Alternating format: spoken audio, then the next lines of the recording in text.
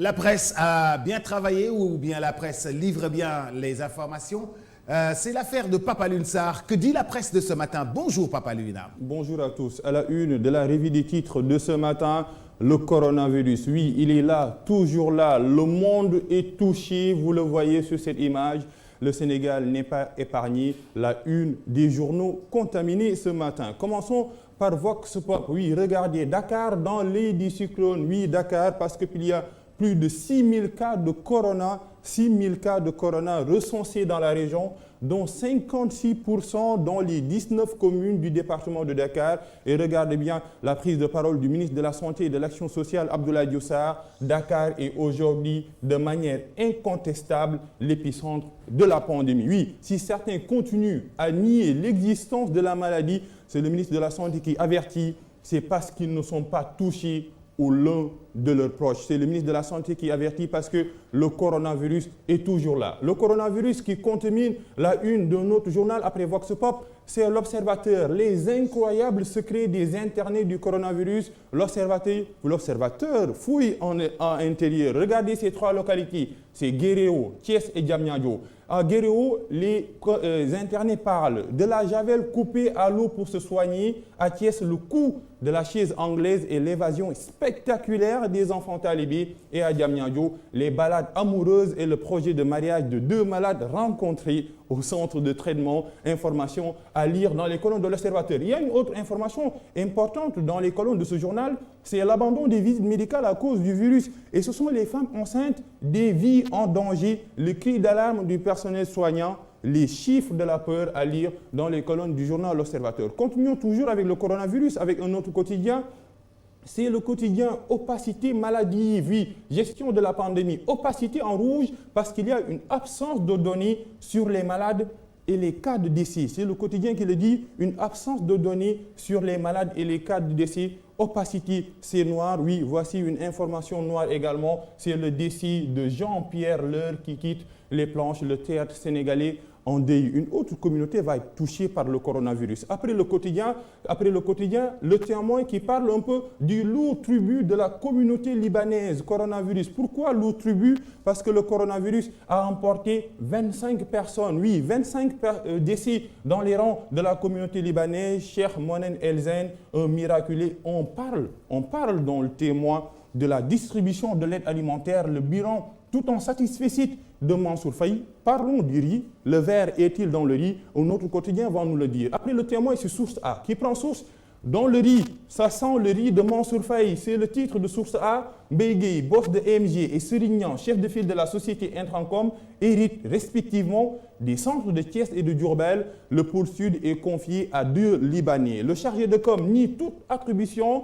Le ministre Omar Youm passe aux aveux et tente de se justifier. Le directeur des transports, Cheikh Omar Gueye s'énerve. Je ne sais rien de ce dossier. Et le dernier point, entre autres limites de l'avis publié par Omar Youm, aucune voie de recours n'est offerte aux postulants recalés. Le riz, toujours dans les unes des quotidiens de ce jour. Après Source A, c'est critique. Mansour Faye économise 8,2 milliards. Oui, son budget c'était 68 milliards. Il a dépensé que 60 milliards. Sur les 69 milliards de francs CFA d'aide urgence, il économise plus de 8 milliards. Le compte est bon pour Mansour Faye malgré les difficultés inhérente en ce genre d'opération, la plus grande jamais réalisée au Sénégal. Le ministre du Développement communautaire, de l'équité sociale et territoriale a réussi le pari de boucler le programme dans les délais, chiffres, montants et acteurs. Tout a été dit sur cette opération d'aide pour laquelle le ministre de tutelle a économisé plus de 8 milliards de francs CFA de l'enveloppe initiale de 69 milliards de francs CFA. C'est la une du journal de Critique. Après Critique, un autre quotidien, c'est Enquête, oui, qui est dans l'île Mémoire qui souffre, Gorée au bord du gouffre, dossier coupé du monde depuis 4 mois à cause du coronavirus. Les détails sont là. Privé de 95% des ressources avec l'arrêt du tourisme, Gorée souffre.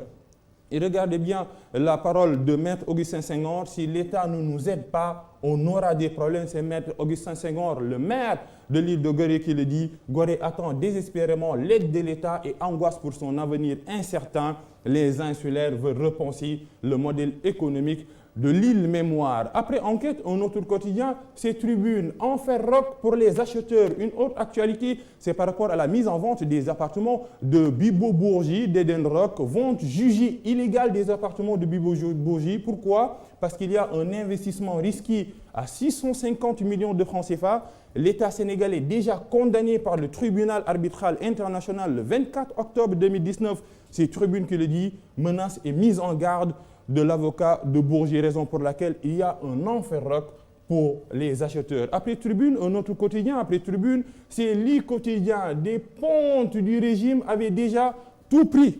Tout pris. Ils avaient pris quoi? Les appartements de Nenrock. Simulacre de vente des appartements de la résidence d'Eden-Rock. C'est l'I quotidien qui révèle cette information à sa une ce matin. Des pontes du régime avaient déjà tout pris, des appartements déjà achetés. C'est l'I quotidien qui le dit. Après l'I quotidien, un autre quotidien, c'est hélas, oui, c'est l'IGE qui vient d'être épinglé par le Forum civil. Violation de la loi et du principe de l'imputabilité, rupture d'égalité, et les détails sont là.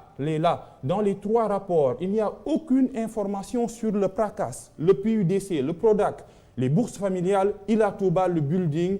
Elle est restée muette sur des questions essentielles. C'est le Forum civil qui épingle l'IGE. Après, là, un autre journal, ce sont les Échos. Vous voyez cette information qui continue à la une de les Échos. Le Forum civil épingle l'IGE.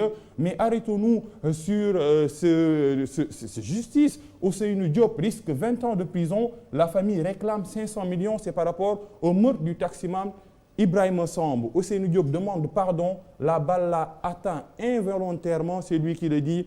Tiane Faye, mère de la victime. Actuellement, je vis comme une morte. Ousseynou Diop m'a tué alors que je suis en vue. Des témoignages qui sont à lire dans les colonnes de Les Échos. Après Les Échos, notre quotidien, c'est Libération qui parle un peu du festin à l'ombre des Filao. C'est association de malfaiteurs. Conclusion d'une convention sur un terrain immatriculé au nom de l'État et blanchiment de capitaux. Et les détails sont là. Relevons ces deux détails-là. Tout sur le rapport de la SR qui a cerné le maire de Malika et ses complices présumés depuis son audition dans le fond en 2018, suivi de sa transhumance vers l'APR.